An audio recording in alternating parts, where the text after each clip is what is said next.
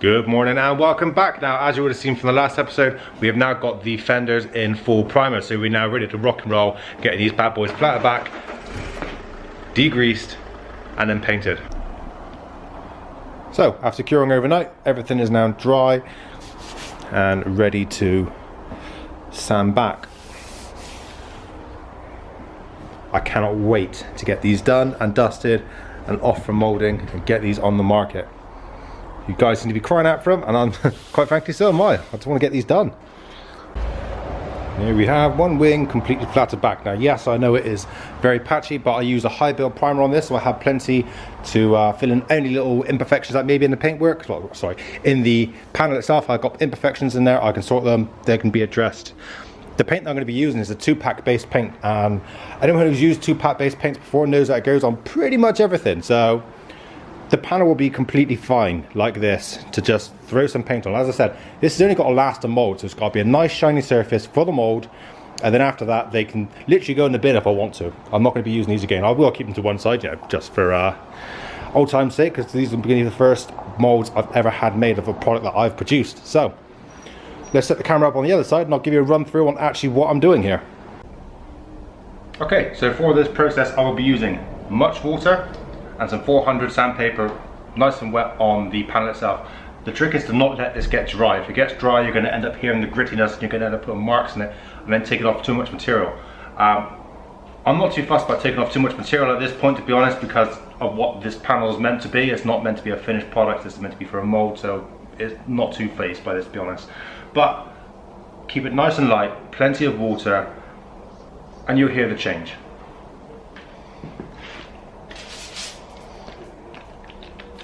Wet paper, wet part. You can hear the difference between that and that. You hear that noise? You got bad news. It needs to be wet.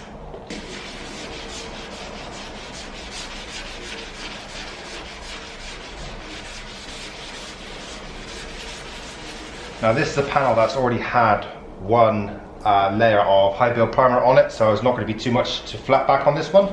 The other one was quite excessive, so it is what it is. So all the pinholes have disappeared already on this. This was literally just the final coat to make sure I got a nice even coverage, as there was a few little issues I had to address. Also, try not to put too much pressure on the block when you're using the block. You can do this by hand as well, but the problem with going by hand is you'll find a lot of people end up going along the panel like that, and what you end up having is those marks of your finger pressures actually in the panel. So you need to try and go with a distance that way, but then you still get the knuckle marks on there. So it's always best to use a block unless you've done this quite a lot, and then you become a little bit more efficient with your own hands to do this.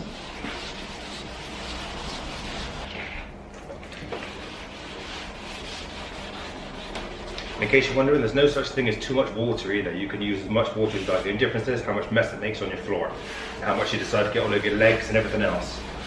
But there's no such thing as too much water when it comes to wet sanding. Now, some people like to use like a washing up liquid sort of material in your water to do it. I just go for straight water. The reason why they use the washing up liquid and things like that, additives to your water, is to stop the paper getting clogged. But the thing that I'm using here, the high build primer, is so fine anyway, and the paper's fine, I'm happy for it just to glide over the top a little bit and take my time with it.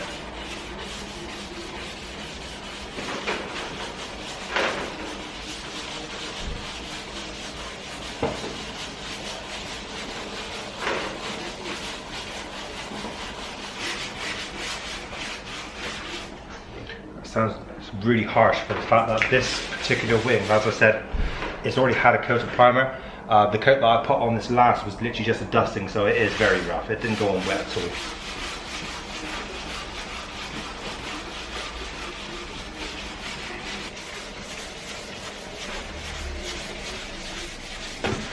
Okay, and change direction. Don't just keep on going in one way, because you will end up with a groove in the paintwork.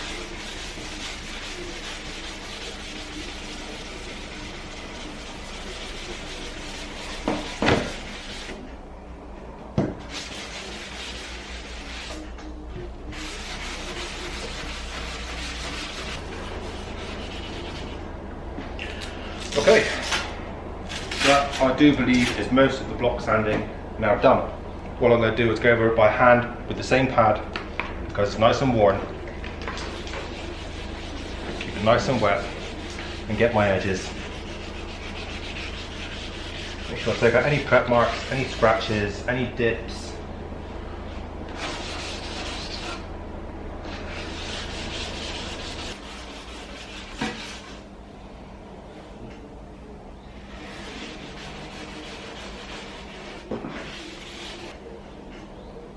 What I'm doing now is looking for prep marks that'll be up on this leading edge and to see where I need to give it a little bit more attention.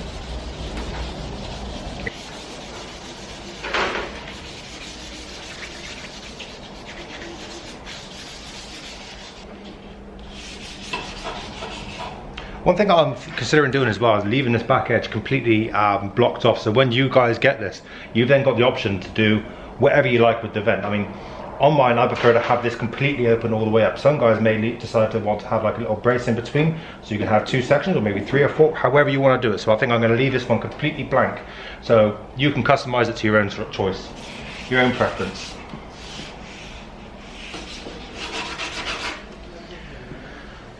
So that's the panel pretty much done. Let's get this thing dried off and see what we got. That's all dried off and it is, by my inspection, really, really good. Very much happy with that. So although it looks multicolored on the top, this is where I said you had the high spots, by feel, there's nothing there.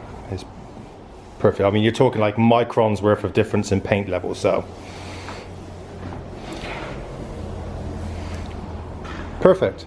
Now I suppose it's a case of getting the skyline out of here, get this place clean and tidy, and get these prepped for some more paint. What I'm going to do before I put the paint on this is set these up so they're nice and flat, so it's easy for me to get a nice thick layer of paint on, which again, I would then flat that back and polish it up to a mirror finish. But I'm also going to scotch pad these back as well, just to give it a little nib back. So we are now finally at the stage to get some colour on these. Makeshift gazebo has now been set up and spraying by the door, so good fun. Yeah, I'll set the GoPro up on the corner like I did last time for you guys, and we'll get this in some colour, I suppose.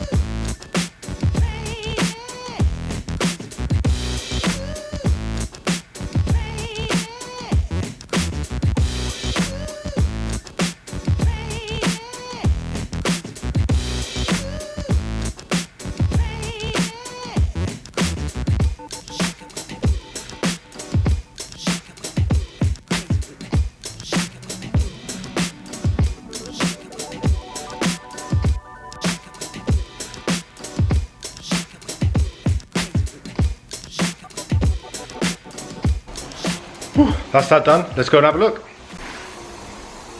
Yeah, overall, happy with that.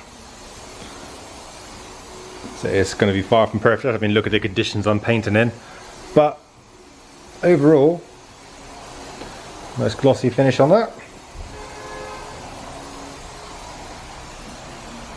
And it makes everything look straight as a die. Brilliant. And it is now the next day. I was going to leave the video there with the paint still drying, but I decided no, today I'm going to come in, I'm going to flat polish this back up and see the end result so we can have it all in one video done. And this is what we finished on the evening with. Now I posted a picture of this on Instagram and Facebook and people were saying, oh, I love the colour, it's an amazing colour. What colour is it? It's black. It's gloss black. All you can see there is the reflection of my yellow roof. There we go. But The joys of painting where I did is I had loads, and I mean loads of bits fall into the paintwork, so there's lots and lots of dust particles and odds and sods in there. So a good flat back on all of this, just wet paper, probably about 2000, maybe 2005 grit, to go over the whole thing, wet and dry, polish it back up, and it will be like glass. Everything's set up, but I'm going to leave you guys on time lapse because I've got some music to listen to, rock out whilst I'm doing this, and I don't want to get done for copyright.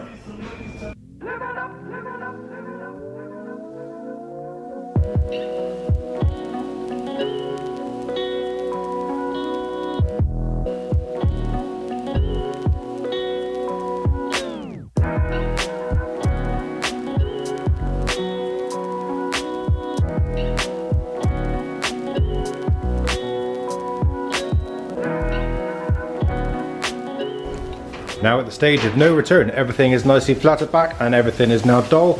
Again, I'm going to set the time lapse up, get the buffing wheel on this, and we're going to bring this back up to a mirror finish. So this is going to be a good one to watch on the time lapse.